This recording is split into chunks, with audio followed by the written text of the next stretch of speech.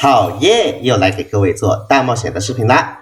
视频开之前，例行发一个声明，本期视频的所有录屏、还有测试、还有实战都来自创作体验服。创作体验服的数据仅供参考，届时大家还是以正式服时装的数据和录屏为准。这一次的创作体验服呢，它不仅更新了马拉尼、还有卡奇娜、还有娜塔的地图，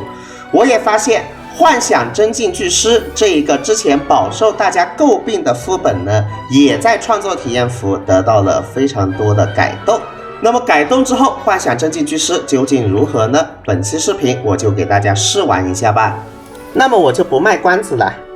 改动之后的幻想真境巨狮确实得到了挺多的优化啊，但是还得继续优化。一句话总结下来，改动后的版本，玩家基本只需要满足一个条件，那就是角色数量足够，以至于能够开启副本的门槛就可以通关了。就算你的练度不高，也可以过得更加容易。我在试玩的时候用到的账号是属于不高配、比较中低配的一个账号。我的账号里所有的角色都是0命，所有的角色都是70级，武器呢也是只有70级的这样一个状态。不过圣遗物呢全都是毕业圣遗物，都是20级的，然后呢适用角色的圣遗物的水平。用这样比较中低配的面板去打改动后的幻想真境巨狮呢，我通关起来也不算是很费力，也是能够打满10颗星的明星的。接下来我就和大家详细说一下改动之后的优缺点吧。我先给大家说一下改动后我依然能感受到的缺点。第一点，对于仓库里角色数量不是很多的玩家来说，门槛依旧存在。你要开启最新的难度，算上开幕6个角色呢，需要16个角色，如果没有达标的话，是无法开启这个副本的。然后有一些好用的 buff 也并不是很容易就能刷到，比方说这一局我很幸运的出现了惊喜兴致爆发，这个 buff 可以随机让一名耐力值不满的角色恢复至耐力值上限。而这样好用的 buff 呢，它并不是每一局都能出现的，出现的话算我们运气好，出现不了的话，我们的容错率就会变低哦。反正总结下来就是2个缺点，第一个就是门槛依旧存在，第二个就是因为运气不好而让人红温的情况也依旧存在。说完了缺点，我再来说一下改动后的优点。第一个优点，虽然我刚刚说开启副本的门槛依旧存在，但是这一次官方设立了一个浮动门槛。比方说之前开启副本的第3个难度我们需要18个角色，而现在变成了16到20个角色，只需要16个角色就可以开启副本，而每多出一个角色呢，就会给我们全队加一个 buff， 直观的提升我们的生命、攻击、精通这些属性。总而言之，就是你的角色越多呢，你的角色的面板就越高，侧面降低了副本的难度。而刚刚说的难度降低的原因只是次要原因，接下来我们来说主要原因，那就是更新后它加入了强力元素反应祝福，比方说这个绽放元太，这些元素反应的 buff 强度都很高，并且还能升级，最高可以升到4级。我们可以看见屏幕的正上方一共有3个元素反应的效果，这3个元素反应祝福在等级升到4级的时候都会变得非常的强力。你把这3个祝福升到4级之后，你过新深渊会变得相对而言很轻松，练度不高也轻松。已经买不起任何东西了，我们直接进入战斗。进入战斗之后，我们会发现我们现在有3级的绽放 buff，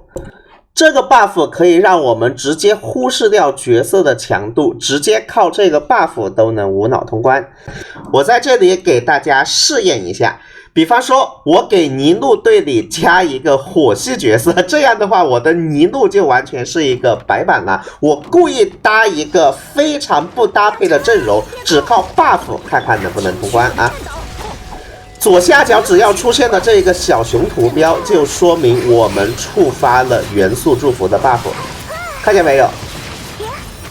我现在直接切尼禄出来战场啊，因为队伍里面有火系角色，尼禄完全就是一个白板。哎，但是呢，我这边杀怪也是杀的嘎嘎快的，这个就是新改版之后的元素反应祝福给我们带来的收益。好的，还剩下3个怪，我们快速解决一下。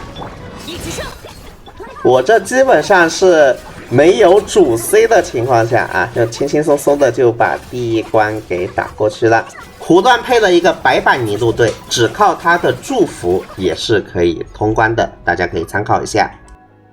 除了绽放祝福以外，还有燃烧祝福和蒸发祝福，把它们都堆到了等级4之后，都是非常逆天的。我给大家看一段比较后期的录屏，这段录屏3个祝福都是等级4了，并且下方的这一个祝福等级和上方的这一个元素反应 buff 等级呢是相挂钩的，也就是说3个元素反应 buff 不仅能给我带来逆天的元素反应，还能提升我全队的面板。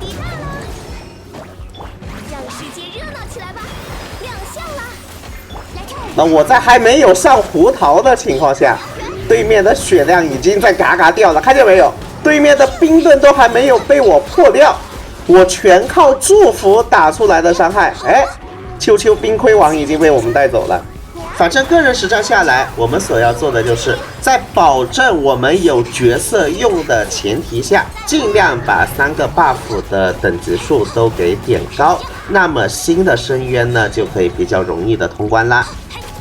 已经通关了，我直接领取奖励。4个70级的角色，在自身没有多少伤害的情况下，打的可以说是毫不费力的。总而言之，在幻想真境巨狮优化更新之后，我们所要做的就是把上面的那一些元素反应祝福都给选满，尽可能把3个祝福都选到4级。同时也不要忘记补充自身伙伴的数量，让伙伴能够打出这些 buff， 通关起来就会比较简单了。不过话虽如此，我们也要学会变通。比方说这个 boss 深邃敬礼者呢，它是自带好几个元素的盾的，所以我这里选择了最容易破他盾的草系角色草神留到最后啊，来对他进行一个针对。